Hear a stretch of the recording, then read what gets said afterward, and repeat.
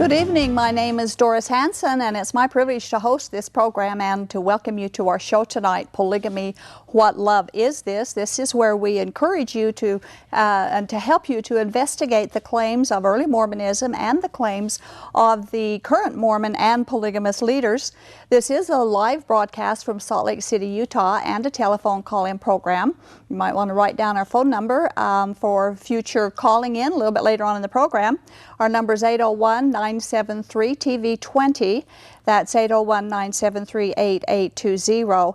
And we do invite you to call in with your questions or comments, or if you would rather email them to us, you can do so at tv@aboutpolygamy.com. And of course, we welcome again our viewers in the Boise, Idaho area who watch our program on Sunday afternoons from 4 to 5 p.m. on KCLP Channel 18 in the Boise, Nampa, Idaho area. Of course, anyone can watch any of our previous shows on our website all over the world at whatloveisthis.tv. And to see the answers to our top questions, you can go to whatloveisthis.tv/answers. We do have a support group, a discussion group. We meet the third Monday of every month, and we met again last Monday night. Again, our meetings just keep getting better and better. It was a wonderful meeting, and it's great for those whose lives have been touched by polygamy in any way. And you're welcome to come to any of our group meetings if you would like. They are confidential meetings, and you will be helped. So if you're interested in joining us, just call and leave your contact information. Or you can email us, tv@aboutpolygamy.com, and we will give you the information. Our next meeting is going to be Monday evening, July 19th. So put that down on your calendar. You can call or email for details. And for information about how we can help you if you're in the polygamy group, and if you have the internet, you can go to our website, shieldandrefuge.org. Now, we're not here to try and convince or force people to leave polygamy groups against their will. That is not our focus. But we do want to help the many people, and there are many people who are trapped in polygamy groups and they would like to get out, but they either don't dare or they don't know how to accomplish it, and that's what we're here for. We want to help you. We want you to know that we can offer you a support system, that we can help you leave, we can help you after you leave. And we do have a toll-free hotline number, and you might want to write that down. It's 877-425-9993. And if you would like to receive our DVD, Lifting the Veil of Polygamy, or the book, Is Polygamy Biblical?, you can go to whatloveisthis.tv/offer to find out how to receive that, those free resources. Now, next week we are going to be celebrating our 100th episode. 100 shows, and 2 years later, it's really hard to believe. God truly takes us on some surprising adventures when we put our lives into His hands, and He's certainly done that here. We're deeply grateful to TV20 for giving us the opportunity to share our message over the TV landscape of Utah and beyond, of course. And for those who would like to participate in our live audience and join us as we celebrate for refreshments after the show next week, would you please consider this as our special invitation to join us? The live program, of course, begins at 8 p.m., and so we'd like to have you here by about 7:30-ish, because once the show begins, there will be no one else allowed into the studio. And the address of TV20 is 314 South Redwood Road. And you going south on Redwood Road, you would turn right, or you'd be turning west off onto a little windy road that takes you down to the studio. And we do hope to see many of our good friends and faithful viewers and our special guests who have been on the show in the past. We'd sure like to have you come and join us in fellowship with the viewers that are here. So we hope to see you next week. In a book entitled The Keystone of Mormonism, on pages 131 and 132, we read the following, quote, "Even today, when a close friend who no longer believes in Mormonism asked his wife if she believed in freedom of religion, she said, 'Not for you, I don't. You owe it to me and our children to get along with things. At least pretend to believe in the church. You have no right to cause trouble and embarrassment for our family. It appears that his wife is free to practice her religious ideas, but he is not free to practice his." End quote. Now, this scenario is all too familiar and is repeated thousands of times in this culture of Mormonism and polygamous Utah and the Intermountain West. The author of the book from which I just quoted is Arza Evans. He was born in the Mormon Church. His grandparents were polygamous from Mormon colonies in Mexico. At age 11, his folks moved to Salt Lake, and at age 20, he dropped out of college and went on his Mormon mission. He came home from his mission, he got married, he went back to school, he got his BS degree at the University of Utah and his MS at BYU, and he also taught at BYU. Despite all of his education, he had no discernment on religious matters. About that, he said this: "I somehow never applied logic nor critical thinking to my religion. It was as though I had a switch in my brain that was able to apply critical thinking to almost everything else, but then shut itself off when it came to religion." End quote. You know, this is so true. I once heard one person talk about that, and he called it spiritual hypnotism. When it comes to discussion or logic about their religious beliefs, all logic flees and critical thinking just goes out the door. I'd like to introduce as our special guest tonight the author of this book, The Keystone of Mormonism, and he is our special guest, Arza Evans. I introduce you to our guests and to our viewers, and thank you so much. Thank you For coming. Thank you very much, agreeing to come. Your book's fascinating. Thank you so much. Is there anything else you'd like to let our viewers know about yourself? Well, I grew up in a very prominent Mormon family. As a young man, we often had general authorities in our home. And as a matter of fact, when my father went on his second mission, Church President Spencer W. Kimball and I were the speakers at that farewell. And so things have changed quite a bit. But we have a lot of experience in the church. I've held a lot of positions. Yeah. I've worked in the temple. I've been on a mission, of course. A big background in Mormonism. Mm-hmm. So, and you know it from head from one side to the other. You know it all, don't you? First of all, before we get into discussing the book, where can our viewers get a copy of this? Well, they can get one at Barnes & Noble or at Amazon or at KeystoneBooks.com. Mm-hmm. Any of those sources. Okay, good. Yeah, and I highly recommend it for anyone who's researching Mormonism. I highly recommend getting this book. Now, it's interesting, I thought, on your foreword, on your dedication. You dedicated your book to three ladies, and they are Nancy Rigdon, Sarah Pratt, and Martha Brotherton. To our viewers who maybe are not familiar with who those ladies are, would you explain who they are and why did you dedicate your book to them? These three ladies, Nancy Rigdon was the daughter of Sidney Rigdon, counselor to Joseph Smith. Sarah Pratt was the wife of Senior Apostle Orson Pratt. And Martha Brotherton was a very attractive English convert who came to Nauvoo from England.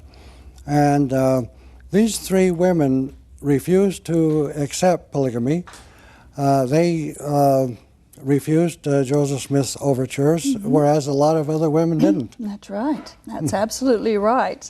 And so you dedicated your book to them. Yes. That's great. They had the courage to stand up to his coercions. Right. Oh, that's awesome. Okay, now let's start with your grandparents. They were polygamists. Yes. And would you tell us about your experiences about and with polygamy, fundamentalism, and polygamy as a result? Well, my father's father had two wives. They lived in Mexico. And my mother's father had two wives. They also lived in Mexico in the Mormon colonies. They were not considered apostates. They were given the blessing of the church.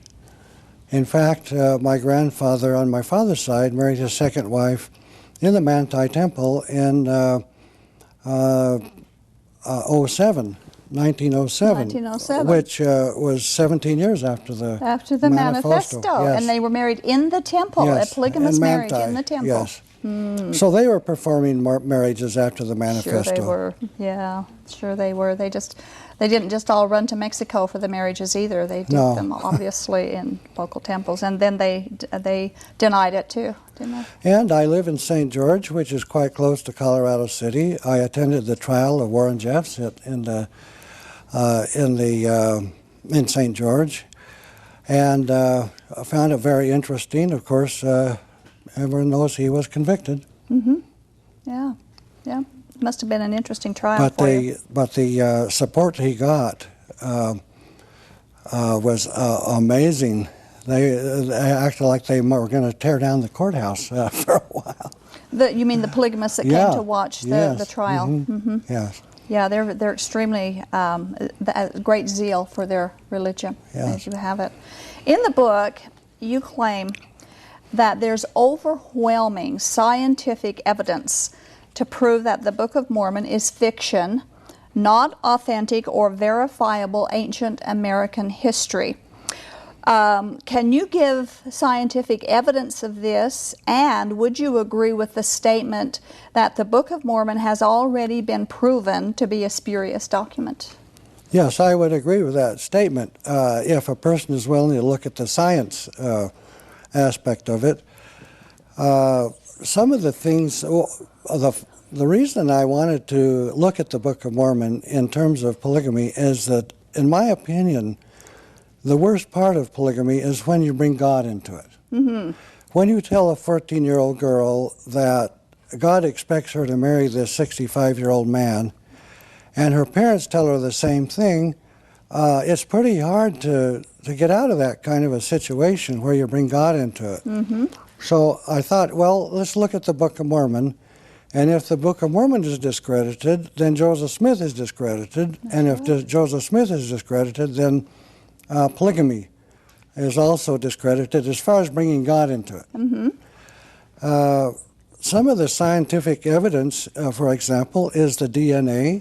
They've done a lot of research into DNA and found that Native Americans are tied with the East Asian populations, mm-hmm. Especially Mongolia. And I've heard some Mormons say, well, that doesn't matter. That means nothing to me. Well, why it's important is because the Book of Mormon says that these Native Americans are Israelites. Mm-hmm. And it also says that they came to an empty continent. There was no one here when they came here in 600 BC. Mm-hmm. Well, scientists say that's nonsense, that these people in ancient Americans have been here for thousands of years. They didn't come here in 600 BC. So there's another scientific problem there that needs to be addressed. Excuse me. Mm-hmm. Then we have in the Book of Mormon, Nephi has a steel bow, and he is killing game in the Arabian desert. Now everyone knows there's no game in the Arabian desert. There's sand and oil, but it's not a game preserve. Right. But he breaks his bow, so they're going to starve to death. The question comes up, where did he get a steel bow in 600 BC? Some 1,000 years before anyone invented spring steel. And the Jaredites in the Book of Mormon had steel swords over 1,000 years before the Iron Age took place. So it's absolute nonsense. Mm-hmm. And things that I can't understand how I read and didn't connect with. The Jaredites in the Book of Mormon, a group that Joseph Smith discusses, were commanded to build 8 wooden submarines with a hole in the top and a hole in the bottom, and they were put all their livestock, even birds and even fish in there, with enough food in these 8 barges, they called them, or submarines. They were made out of wood. It said they're under the water most of the time. Mm-hmm. And so they must have been submarines made out of wood. Now, if you put that many animals in there, with enough food for 344 days. They were at sea. Yeah. It's absolutely impossible. And then the prophet that built these boats said to God, well, what are we going to do for light? And God said, believe it or not, God said, well, you can't have windows because they would be dashed to pieces by the water. This was more than 1,000 years before anyone invented window glass. Yes. They're going to have window glass in these barges. Now, either God doesn't know what's going on. That isn't the prophet that said that. That's God that says you can't have windows because they'll be broken by the water. And over and over and over, they had horses and chariots. Scientists say they didn't have horses. Can we go back to those barges for a minute? Okay. I had a caller one time, quite some time ago. He was very unhappy with our show, and he wondered why we Christians can have our miracles in the Bible, like the flood, and he mentioned the flood and the ark, and it was a huge miracle that we believe that God did then. Why can't the Mormons have their miracles in the Book of Mormon? And he mentioned these wooden barges specifically. What would be your answer to a question like that? Well, I think in the first place, if you're going to use science to question the Book of Mormon, that's what we're talking about. Right. We're not talking about what species of dog Noah took on the ark, because there are thousands of species, and horses and elephants, and I can't argue that for the ark. I mean, I can't. Well, even the ark was in scientific measurements, though. Every boat builder can take a look at the measurements of that ark and know that it's scientifically sound. Well, to vote. I don't want to argue about the ark. I have I was just wondering what you would say to him about they can have those miracles of the wooden barge. Well, I'd say, well, maybe they can't. maybe they can't have the ark. But at any rate, that doesn't make the Book of Mormon true. No, absolutely not. No, it doesn't. So anyway, I don't know what else to say about that. I just thought that was an interesting argument because the barges are not scientifically sound, but the ark measurements are. I think some things you have to, some people say some things in the Bible are literal and some are figurative. Did Joshua actually command the earth to stand still, stop rotating so the sun would stand still? Well, scientists have a problem. Yeah, well, God doesn't have a problem doing that, though.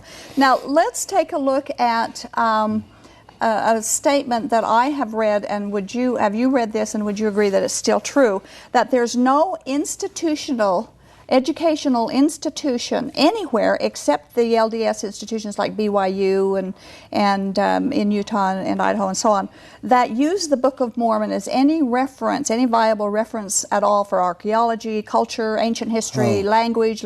None of them use the Book of Mormon at all, and yet they can use the Bible because they know they can trust the archaeology of the Bible and the historical data and everything. Much of what's in the Bible, the Battle of Jericho, I was in Jericho, it's there, and nobody's ever found Zarahemla. That's right. It's a fiction of an imagination. For all the weapons in the battle on the hill.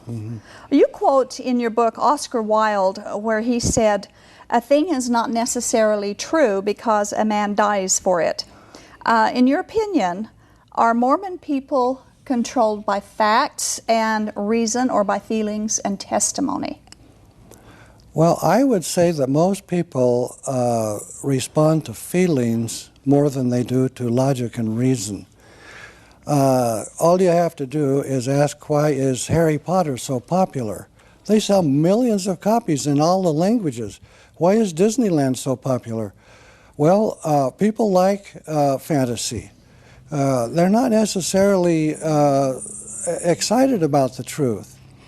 And in fact, Mark Twain said, the truth is so valuable, we must use it sparingly. Oh my. So we have to be careful using the truth. But anyway, I think most people are into emotion. When someone decides to get married, it's usually someone they fall in love with. They don't reason it out. They don't find that out till a few years later, but they didn't think things out very well at the time. They just fell in love. So major decisions people make because of feelings, and testimony is very unreliable. I was in Jordan, and a woman came up to me and bore her testimony of Islam. Mm-hmm. And she knew that it was true. There had been healings in her family and all of the things that, and these guys that flew the planes into the World Trade Center, they believed in it. Mm-hmm. They were definitely converted to what they were doing. But isn't it dangerous to rely upon your feelings for your eternity rather than on facts? Yeah, I think it is. And relating to polygamy, there's a story in my book. A student came into my office one day, and he had just got back from a mission. And he said that one day he was working in the office with the mission president, and one day 2 general authorities from Salt Lake came in. And they took aside some lady missionaries and talked to them. And right after they got through, one of the general authorities took the mission president and got on a plane and headed to Salt Lake. The other general authority stayed to run the mission. And as an assistant to the president, he couldn't figure out what was going on. So he finally got the general authority who stayed to run the mission tell him that the mission president had taken 7 lady missionaries into his office one at a time and told them that the church was going to go back to polygamy, and that the president of the church had received a revelation that polygamy was to be restored, and that he, as their mission president, had received a revelation from God that each one of them he told separately that she was to be his wife. Oh my goodness. And then he told them to go and fast and pray about it. The same way Joseph Smith told people, go fast and pray about it. Now, the thing about fasting is it can starve your brain from blood, and you don't think too well sometimes after fasting for a few days. Anyway, 6 of the 7 lady missionaries, one at a time, came back into his office and bore their testimony that they had prayed about it and fasted, and they were willing to be his wife. Oh my goodness. One of them broke, of course he told them to keep it secret. Oh yes, absolutely. And the one who broke the secrecy called her parents and wanted their advice. Should she agree to marry this mission president? So she was thinking about it. Who was already married. He had his wife with him in the mission home. Whoa. And so her parents called the church and said, what's going on over there? And so they sent these 2 general authorities to straighten things out. Mm-hmm. But you have to ask, where did those 6 get their testimony? Yes. After fasting and praying, mm-hmm. they got a testimony that they were to marry this mission president, and it was not true. And he had said that the church as a body had decided to reinstate polygamy, so it was not a blatant the church. lie. It was the president of the church. It wasn't well known. It wasn't out yet. But the president himself is the one. Okay. Mm-hmm. Where did they get their testimony? People have testimonies of all kinds of things. The Mayans used to bring their children to be sacrificed mm-hmm. into the sacred wells down in Chichen Itza. They believed it. Yes, they did. They had a testimony that they should bring their children to be sacrificed. Mm-hmm. Yeah. But it was nonsense. Pretty scary when they throw reason out the door, logic, and don't check things out like they should. It's interesting about those women agreeing to polygamy. The next subject is one that I and many people that I know can relate to. And that is that you write in your book that childhood indoctrination and brainwashing can make a person incapable of independent thinking, and that this is a serious form of child abuse. Well, I believe it is, and I believe it's widespread. I believe nearly all religions and churches believe in teaching children and really indoctrinating or brainwashing, whatever you want to call it, so that by the time they get to be of age to do good critical thinking, they're not capable of doing good critical thinking. I think a lot of it comes when they say rely upon your leaders, rely upon your parents, rely upon this person or that person only for your for your teaching and for your directions. Well, if a child can't trust their parents, Right. Right. To tell you the truth and to lead you correctly. Right. That's true. I know when I got out of the polygamy group, I was 18 years old, and I've shared this before on the show. I really could not make a choice. If I had to make a choice about something, if I was going to go buy a purse, I couldn't choose. I was incapable of choosing. I'd have to have somebody with me and help me decide. Make a decision. And that's because of my upbringing. Rely upon them. It is a form of child abuse, and it's very hard to get. Once you've been there, it's very hard to really learn to get out of it and to make your own choices. We're getting close to where we will be taking phone calls, so if you want to start calling in, if you don't mind holding on for a few more minutes, you can start calling in. Our number is 801-973-TV20, 801-973-8820. If you don't mind holding on for a few minutes, we still have a few more questions to ask our guest, but we'd love to hear what your questions or comments are about our discussion tonight. Arza, in your book, you document the preemptive wives doctrine of Joseph Smith and Brigham Young. Now, I had heard of the practice. I was familiar with the practice, but I'd never heard of it termed as preemptive wives before. Would you explain what this is? Well, what this was, Brigham Young taught this, Joseph Smith taught this, that if there is a person holding a higher office in the priesthood, and he wants to have the wife of someone lower than him, he can have them, if that wife is willing to move to the higher level.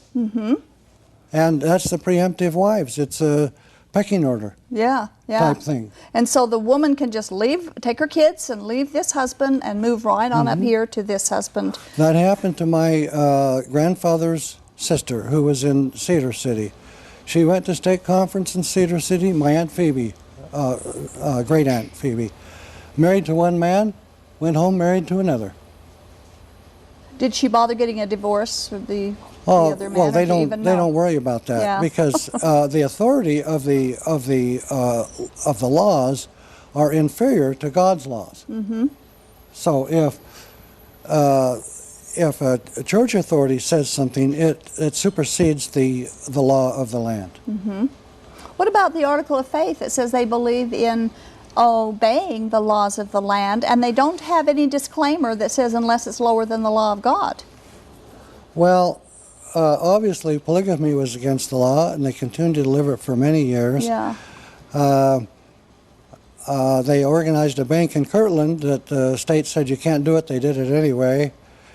They had their own private army in Zion's Camp and in Nauvoo Legion. What if every church, the Catholics, the Baptists, the Lutherans, the Muslims, all had their own army in America?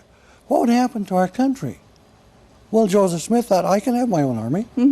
There's nothing wrong with that because I say so. Nobody else can, but I can. He was charged with treason. I have it in my book. I can read it if you want me to. He was charged with treason and was ordered to appear, but before he was convicted or tried, he was killed. He was killed before a lot of things took place and after he had pulled off a lot of stuff.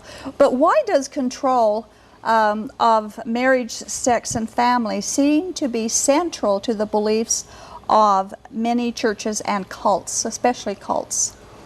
Well, if you can control that, what is it a person really values in their life?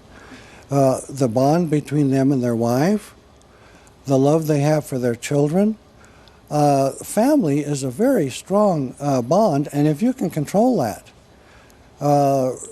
you can take away a man's wife and children and give them to another. Warren Jeffs does this all the time. And so if you can control, and also the sex drive is a very strong drive in people. And if you say, okay, you can't do that unless I say you can do it, and with whom I say you can do it, that's a pretty powerful thing to use. So there's a huge and communal property. In the early church, they had a communal property like they have in Colorado City, where everything is owned by everyone. So that means if you don't please the leaders of the church, you not only can lose your wife and children, you can lose your house and your farm. That's right. They own it all. Right. That's pretty powerful. Right. And I was raised in a united order. The polygamy group I was raised in was a united order. Most polygamy groups are based on the united order. And yes, it is a huge controlling factor. You don't own anything, really. Why did Joseph Smith and why do the fundamentalists of today consider themselves to be above the law? And what were some of the examples of Joseph Smith's outlaw behavior? You've mentioned a couple of them already. If God created the world, then God owns the world, then God is entitled to run the world. And if God speaks to a prophet and tells him something, that supersedes what the President of the United States or the governor or the mayor or anyone else, civil authority, has to say. That's how they think this through. Well, again, I have to go back to their article of faith. We believe in honoring and sustaining the law. Well, do they or don't they? I mean, it was. Did they do that? I don't know. I can't get a straight answer from them when I talk to them, because I don't think they can understand it either. But Joseph Smith had a lot of behavior that took him and the Mormons above the law, just by saying, "Thus saith the Lord." Yes.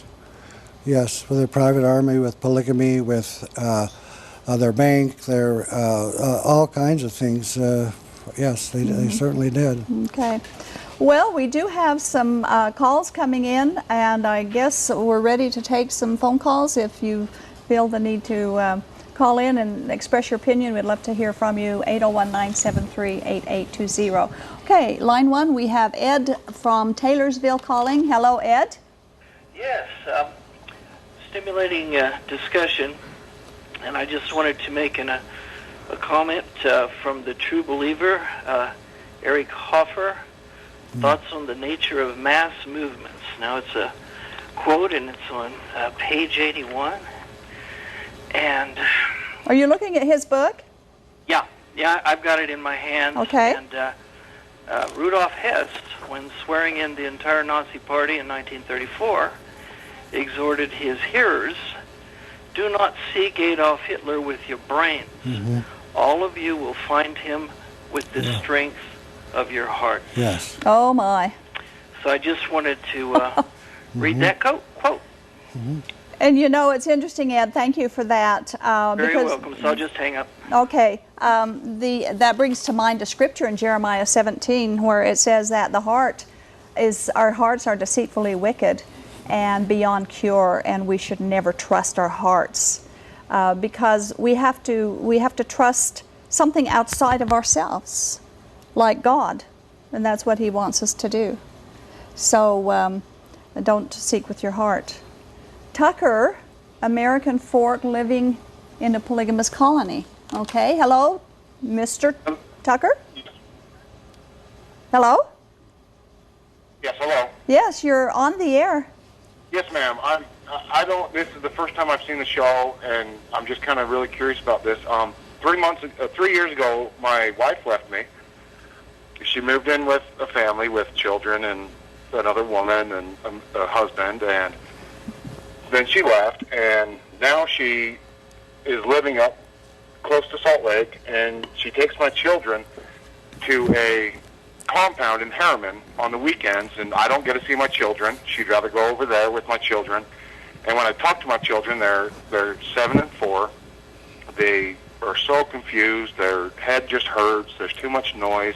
And I'm trying to advise my children on what to do. I have no advice for them. And I don't know if I know it's not a bishop. It's the leader of their family.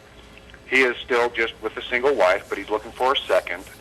And the census is that he's courting my ex-wife, and I just don't know what type of advice to give to my children and try to help them through this.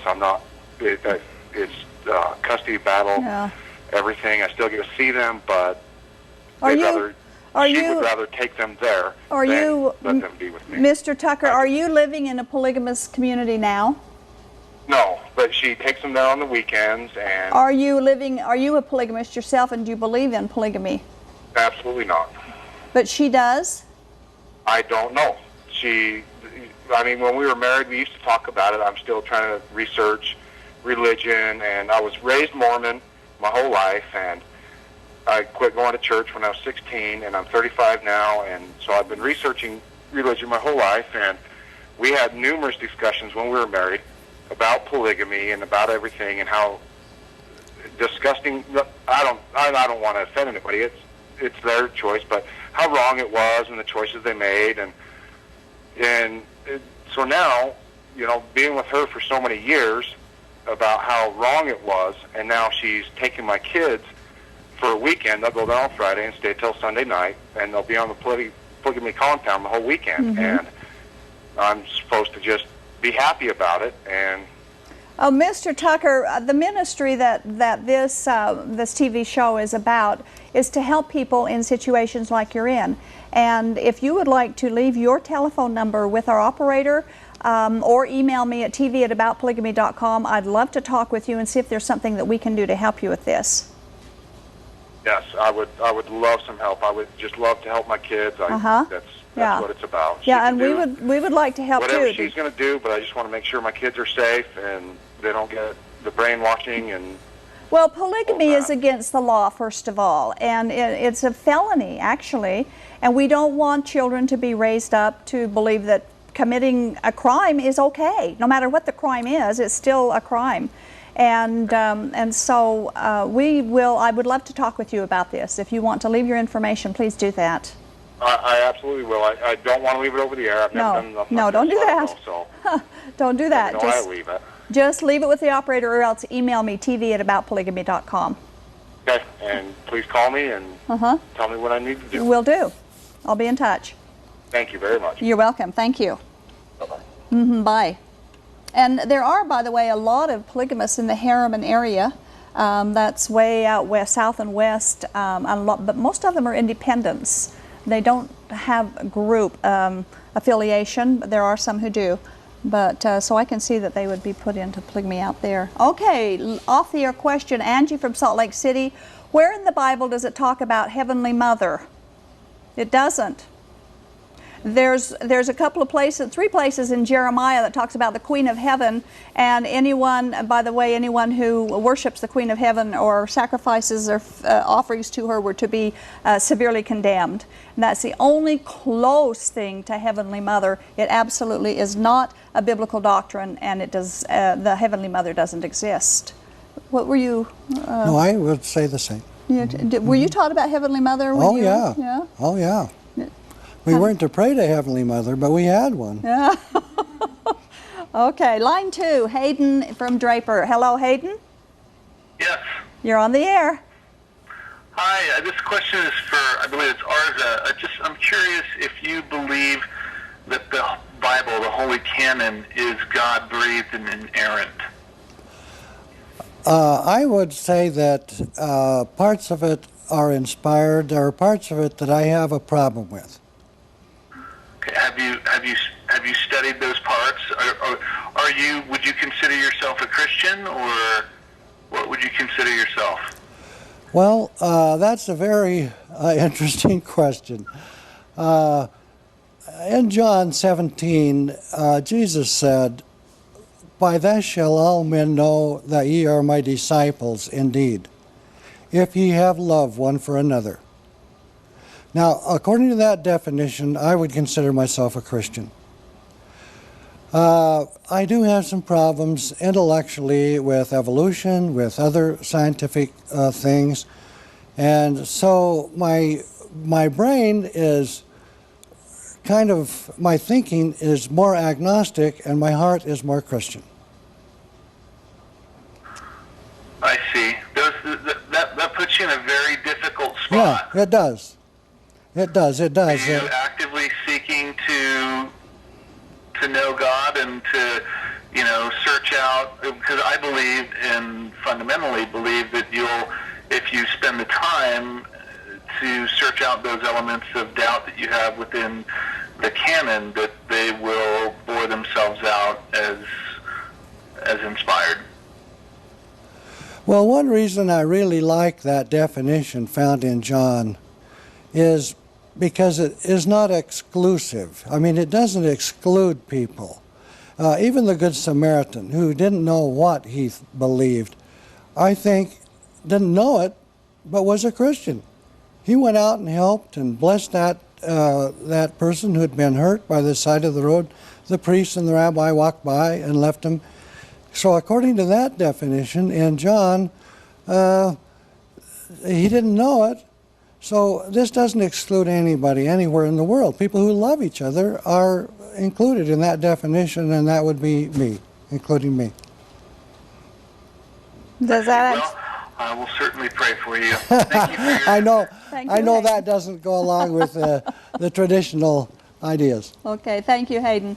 And right here, I would like to say he's no doubt asking you the question based on 2 Timothy 3:16, where it says all Scripture is God-breathed and is useful for teaching and rebuking and training in righteousness. And of course, as Christians, we do believe that. We appreciate your coming on the show and what we're talking about tonight and your input on that. So let us stand clear on that one. Okay, line one, we have Sherry from Clinton calling. Hello, Sherry. Yes. You're on the air. What is your question? Hello? My question is for your guest, and I'd like to know... Hello? Hello? My question is for your guest, and I'd like to know what about the Mormon Church finally turned him against it, and I'd like to know if the rest of his family has got out of Mormonism. I'm the only one in my immediate family who is no longer active in the church. And there were a number of things. Actually, at the age of 40, I started reading a lot of church history and church books, not anti-Mormon books. And some of the things that I read there just blew me right away. Instead of strengthening my testimony, it started me down a path of doubts. Then I started to think about those barges. I've read the Book of Mormon 10 times and hadn't thought about how ridiculous those are. Or the steel swords and bows and all horses and chariots. I had never thought about it. My critical thinking switch was off when I was reading that, and I was able to turn it on and see how ridiculous many of those things were. I see. Okay. Does that answer your question, Sherry? Yeah, I was also wondering if the rest of his family has gotten out of the Mormonism. No.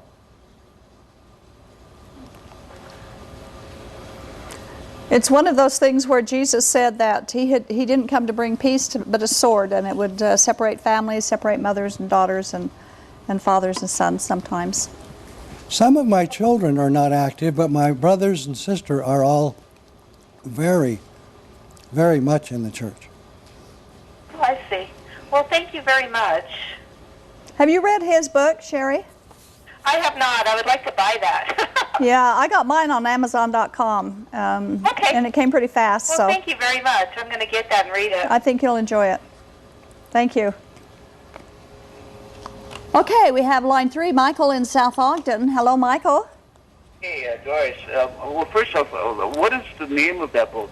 I missed the first part of the show, his book. Okay, it's the Keystone of Mormonism. The Keystone of Mormonism? Referring to the Book of Mormon, right? Right. And he did Amazon. Okay. he did a See, now thorough you- study of the Book of Mormon. It's very, very good. His You name know- is, I've got it on mute. You notice Arza? you notice the book is in the center of the arch. Evans. The arch has a keystone perfected by Roman architecture. They did not have the arch in ancient America, but they did in Rome. And in all Roman architecture, the key in the middle where the book is was called the keystone. And if you take that keystone out, the arch falls. It falls. It's crushed. I follow. And Okay, I've got a couple just quick questions, Doris, and then I'm going to jump off. One is, and they're key questions, but of course, one of them I think I know the answer to. The mainstream Mormons, like the LDS, still secretly practice polygamy. I think the answer to that is yes. It's not majority, but I'm sure there are, a few.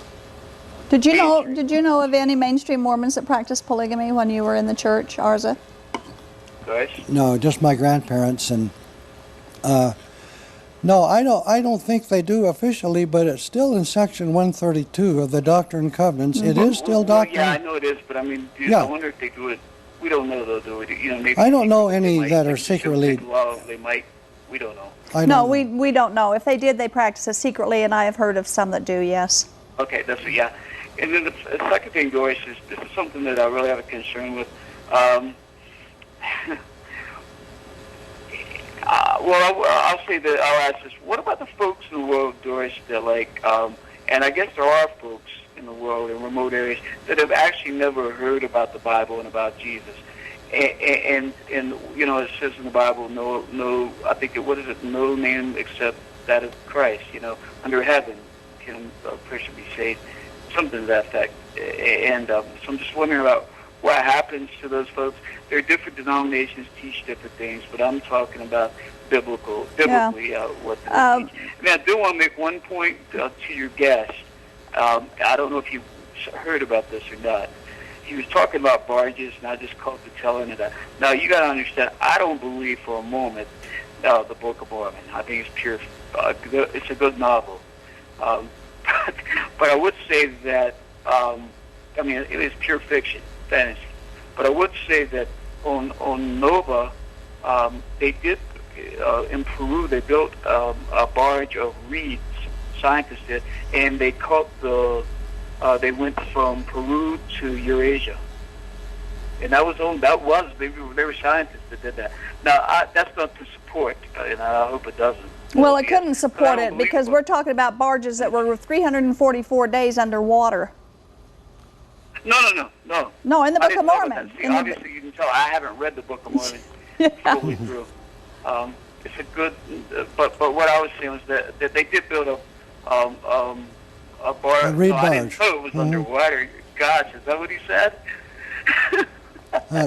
He said that it went under like a submarine? Yes. Mm-hmm. This is insane. Yeah. Okay. But yeah, what happens to those folks, though? Well, Michael... Then I'll get off the air, and I just want to listen. Michael, okay, fine, but that is off topic tonight, to talk about those who haven't heard. I can keep up the good work, and I'll listen. Okay, goodbye. I'm not going to answer your question simply because it's off topic. If you want to call in on another show or email me, we can talk about those who haven't heard and what I believe the Bible teaches on that. But that really isn't the topic of what we're talking about tonight, so I'm just going to let that one go, and we can maybe contact later on that one. Now, we do have a call from Nick in Salt Lake City. Hello, Nick. Hi. Yes. You're on the air. Hi, yeah, my name's Nick, and I'm calling in from Salt Lake City, former missionary, former LDS, and current atheist, and it sounds as though our Professor Evans is kind of in the same camp, mentioned feelings towards agnosticism, but my question is more directed towards you, Doris, our hostess. You mentioned not trusting the heart and having to look outside yourself and trust in an external God. And that seems to be more of an atheist kind of point in and of itself. How can you trust God if you can't trust your heart? Well, because the Bible says, which is written by God, that our heart is deceitful. And we know that just from some of the many, many things that people say they trust their heart and then they follow down some road of polygamy or like Arza found that Mormonism, you trust your heart, you have these feelings, you have this testimony, and you find out that you've been following the wrong thing. Feelings and your heart can lie to you.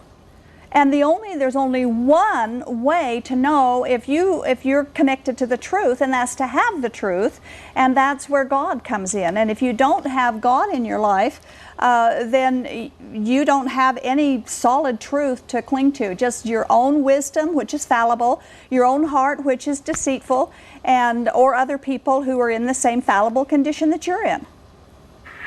See, I couldn't agree more. But when you talk about trust and having the gospel or having the truth, those are all things that you would have to have feelings and trust in your heart. And to refer to the scriptures, I would refer to the fruits of the Spirit. Well, the peace, the love, the long-suffering. These are things that you feel. And if the heart is deceitful, well, then it's but feelings, fruit from a Nick, from a bad tree. feelings follow fact. You don't. You rely on fact. You follow the fact. You know what you believe by fact. Then you let your feelings come into play after that. But they don't lead you. They don't guide you into truth. Feelings never guide us into truth. And that's where this culture is way off base, because they depend upon their feelings and their testimony to guide them into what is truth. And you can't do that. Your feelings can change every 5 minutes. I absolutely couldn't agree more. Would you like to But weigh it in on seems this? that, I don't know, my agreement takes me in a completely different place. And I really don't know what to say. It feels like if you can't trust your heart, then you can't trust God. Well, you're supposed to And trust that God first. Just doesn't exist. You And just it's trust- a product of You know, our own, Nick- our own shortcomings, our own inabilities to reconcile who we are and where we are in this life and our purpose here. Nick, it takes more faith to be an atheist than it does to believe in God. It just absolutely does. If you have something to say, otherwise we'd go on the next caller. Let's go on to the next caller. Okay, right, thank you, thank Nick. you. Good night. Okay, off-the-air question. Ann from Ogden feels shunned and wants to know if the LDS Church wants Utah to be entirely Mormon and nothing else. What would you say? They'd like to convert everybody, I think. I think so too. I think so. But it would be I think our diversity is what makes our world interesting and exciting. Different races, different religions, different kind, men and women, and fat and short and tall, and all kinds of people are what. If God had intended us to be clones like a hill of ants, then God didn't do a very good job, because we're all different. Yes, and he did make us to be different, and that makes us all interesting. I think it makes an interesting world. But I do get a lot of calls from people who are shunned, and yes, I do believe the LDS Church would like nothing more than to have the whole world be LDS, and that's exactly what the Muslims want as well. So I guess they're in good company. Okay, let's go to line 1, Andy in Centerville. Hello, Andy. Hello. Hi. Hi. Hi. Sorry. You're on the air. My question. I'm just curious. Not curious. Sorry. You talked about how Mormons are taught to be follow faith blindly, just follow God and follow their feelings. But I'm a member, and I've always been taught in Olive, and maybe it's just a matter of where I was raised as opposed to where you were raised in the areas that you were raised. But as I've been raised, I've always been taught to doubt. Like you said, to just never doubt, just do. I've always been taught that doubt is sometimes a good thing. It's good to, when you are taught something, you need to take it and then doubt it and find out for yourself, not just act on what other people are telling you blindly. You need to find out and ask it.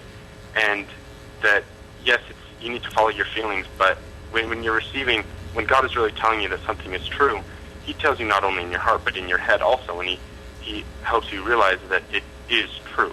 So I was just wondering what you have to say for, like, to that doctrine that I've been taught.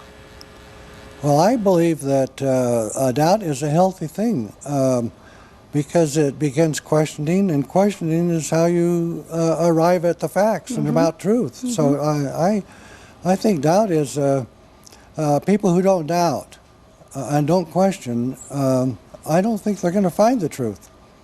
I totally agree. You need to doubt, and you need to find out for yourself. Otherwise, you're not going to find out what is true and really isn't, because you're never really going to know for yourself.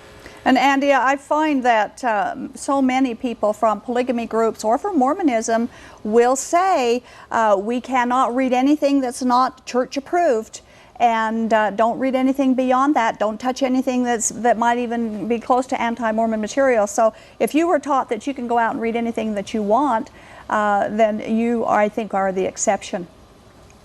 Yeah, and I actually have I'm almost 18. I go to young single adults for just for my outside church activities. And my leader is actually, he's very, I guess you could say pro-doubt. That's not the right phrase, but it's the closest thing I can think of right now. He reads a lot of anti-Mormon literature. He reads a lot of things that I think a lot of people wouldn't agree with, just because he likes to see other people's opinions, and he likes to. He's a very level-headed person, and he's very he listens to people, and he's always one that's for making his own opinion. And I personally have always been a person to totally respect other people's opinions, and I think more people should. Okay, well, we appreciate your call, Andy, and we've got to start winding down the show now, so thanks for your call. That's fine. Good night. Thank you. Well, Arza, we had some good calls, and thank you. You had some good points to make, and I really appreciate you coming. Thank you you're welcome very to come much. back on Thank the you show so anytime much. that you're up here. And my closing comments tonight, I'd like to answer some questions that have been asked us. Why Christians don't believe that a living prophet or a continuing revelation is needed these days, and I'd like to answer it with a couple of questions. First of all, Jesus said that unless we're born again, we cannot see nor can we enter the kingdom of God. But he says when we are become born again, that the Holy Spirit is given to us at that point, which will guarantee us our salvation. He said the Holy Spirit would be given to us forever, and forever means forever, and that He is the Spirit of truth, and that He would lead and guide us into all truth. And then Jesus Himself said He would never leave us or forsake us. So why do we need a living prophet? If we had all these special promises, why do we need a mere man when we have the living Jesus? I'd like to answer this with another question. Every so-called living prophet of either Mormonism or Mormon fundamentalists believe and teach that the Bible cannot be fully trusted. They deny its truth. So why should I trust a man who mocks my God's integrity, making him out to be a liar? Is the living prophet more truthful, more reliable than my God? Since Jesus is the truth, Christians trust in Him because He will tell the truth. And His power and His promises have never failed, and they never will. So that is the answer of why we don't trust in living prophets and continuing revelation. We thank you for joining us tonight, and we do hope that you'll join us again next week as we do celebrate our 100th show. We look forward to seeing you then. We hope you'll be here, and we thank you, and good night.